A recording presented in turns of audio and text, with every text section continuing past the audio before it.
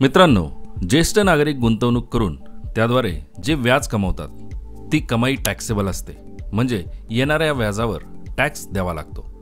पण कोणत्या ज्येष्ठ नागरिकांना IT रिटर्न फाईल करण्याची काहीही गरज नाही। त्यासाठी कोणता क्रायटेरिया तुम्हाला पुरा करायचा आहे, कशा प्रकारे करायचा आहे आणि इन्कम टॅक्सचे सेक्शन 80TTA आणि 80TTB या दोन्ही सेक्शनमध्ये अनेकांना कन्फ्युजन असते की या अंतर्गत लाभ कसा मिळवायचा। हे सर्व जाणून घेऊया आजच्या व्हिडिओमध्ये। पण त्यापूर्वी जर आपल्या चॅनलवर नवीन असाल तर नक्की सबस्क्राइब करा, बेल आयकन प्रेस करून ऑल नोटिफिकेशन सिलेक्ट करा, ज्यामुळे या प्रकारचेच माहितीपूर्ण अपडेट्स व्हिडिओज तुमच्यापर्यंत सर्वात आधी पोहोचतील। नमस्कार मित्रांनो, सर्वप्रथम सेक्शन 80TTA काय आहे?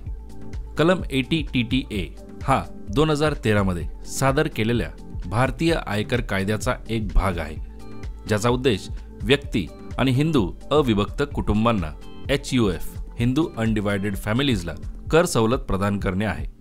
मित्रांनो, इन्कम टॅक्सच्या या सेक्शननुसार तुम्हाला जे काही इंटरेस्ट इन्कम येते, व्याजाद्वारे उत्पन्न मिळते, त्यातल्या काही रकमेसाठी तुम्ही सेक्शन 80TTA अंतर्गत डिडक्शन म्हणजेच वजावटीसाठी क्लेम करू शकता। मग येणारे व्याज उत्पन्न हे पोस्टातून असेल, बँकेतून असेल किंवा कोऑपरेटिव्ह सोसायटी अथवा कोऑपरेटिव्ह बँकेमधून येत असेल। पण लक्षात ठेवा, तुम्हाला जर व्याज FD म्हणजे फिक्स्ड डिपॉझिट किंवा टर्म डिपॉझिटवर मिळत असेल तर मात्र सेक्शन 80TTA अंतर्गत कोणतेही डिडक्शन दिले जात नाही। असे का? तर इन्कम टॅक्स सेक्शन 80TTA मध्ये मिळणारे डिडक्शन हे हिंदू अनडिवायडेड फॅमिली आणि सर्व व्यक्तींवर लागू होते, पण ते सीनियर सिटीजन्स किंवा ज्येष्ठ नागरिकांना लागू होत नाही। या सेक्शन अंतर्गत जास्तीत जास्त 10,000 रुपयांची रक्कम तुम्ही वजावटीसाठी म्हणजेच डिडक्शनसाठी क्लेम करू शकतात। जर तुमच्याकडे एकापेक्षा जास्त बँकेत किंवा पोस्टात बचत खाते आहे आणि त्यात असलेल्या रकमेवर मिळणारे व्याज हे वार्षिक 10,000 रुपयांपेक्षा जास्त असेल, तरीही तुम्हाला फक्त 10,000 रुपयांपर्यंतचीच रक्कम इन्कम टॅक्स वाचवण्यासाठी डिडक्शन म्हणून क्लेम करता येते।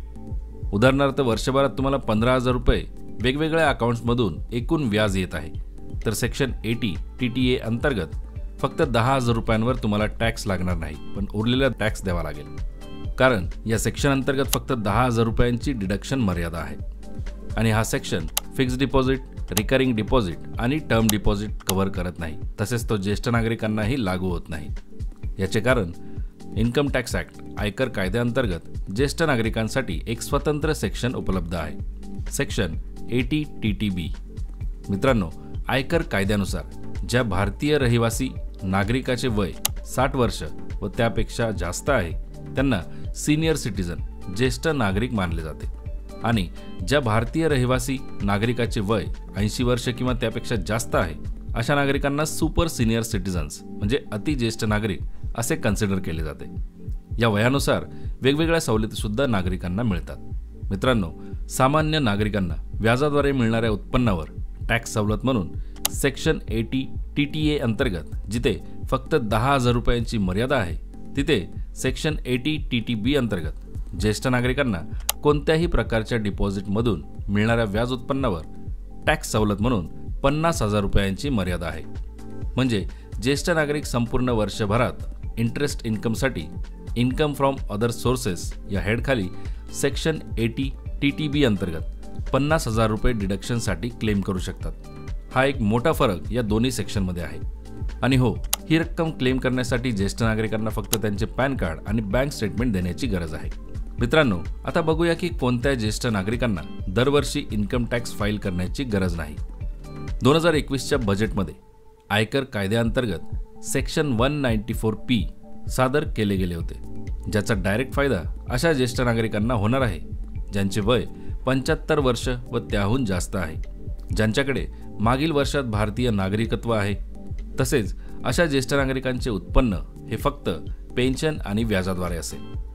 पण जे काही व्याज ते कमवत असतील किंवा त्यांच्या नावे ते जमा होत असेल ते त्याच स्पेसिफाईड बँकेतून आले असले पाहिजे जिथे त्यांची पेन्शन त्यांना मिळते। मित्रांनो, जास्त किचकट वाटत असेल तर सोप्या भाषेत सांगतो की तुमची पेन्शन ज्या स्पेसिफाईड किंवा निर्दिष्ट बँकेच्या खात्यात जमा होत आहे, त्याच खात्यात तुम्हाला त्याच स्पेसिफाईड बँकेकडून जमा रकमेवर व्याज मिळत असेल तर तुम्हाला आयकर कायद्याच्या सेक्शन 194P नुसार इन्कम टॅक्स रिटर्न फाईल करण्याची गरज नाही। ही सवलत तुम्हाला या सेक्शननुसार मिळते। आता प्रश्न पडला असेल की स्पेसिफाईड बँक म्हणजे नेमकं काय? तर मित्रांनो, मिनिस्ट्री ऑफ फायनान्सद्वारे 2 सप्टेंबर 2021 रोजी जारी या नोटिफिकेशननुसार रिझर्व्ह बँक ऑफ इंडिया कायदा 1934च्या सेक्शन 45 अंतर्गत जी बँकिंग कंपनी शेड्यूल्ड बँक किंवा अनुसूचित बँक आहे आणि भारतीय रिझर्व्ह बँकेचे एजंट म्हणून नियुक्त करण्यात आली आहे, अशी बँक म्हणजे स्पेसिफाईड बँक। अशा बँकेत 75 वर्ष किंवा त्याहून अधिक वयाच्या ज्येष्ठ नागरिकांचे खाते असेल, त्या खात्यात त्यांची पेन्शन जमा होत असेल आणि त्याच खात्यातील जमा रकमेवर त्यांना व्याजही मिळत असेल, तर सेक्शन 194P नुसार त्यांना ITR फायलिंगपासून सूट देण्यात आली आहे। त्या स्पेसिफाईड बँका कोणत्या हे तुम्ही आता स्क्रीनवर बघू शकता। तसेच याची डायरेक्ट लिंक तुम्हाला आपल्या व्हिडिओच्या डिस्क्रिप्शन बॉक्समध्ये मिळेल। मित्रांनो, अशा प्रकारचे एक डिक्लेरेशन घोषणापत्र तुम्हाला जमा करावे लागते, तेव्हाच हा लाभ तुम्हाला मिळू शकतो। याचा फॉर्मॅट प्रत्येक बँकेनुसार हा वेगवेगळा असू शकतो। तसेच या व्यतिरिक्त ज्या ज्येष्ठ नागरिकांचे वार्षिक एकूण उत्पन्न टॅक्स स्लॅबपेक्षा कमी असेल तर त्यांनाही ITR भरण्याची गरज पडत नाही।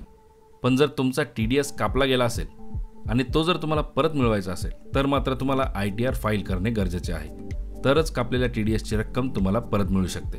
मित्रांनो, व्हिडिओ माहितीपूर्ण वाटला असेल अशी अपेक्षा करतो।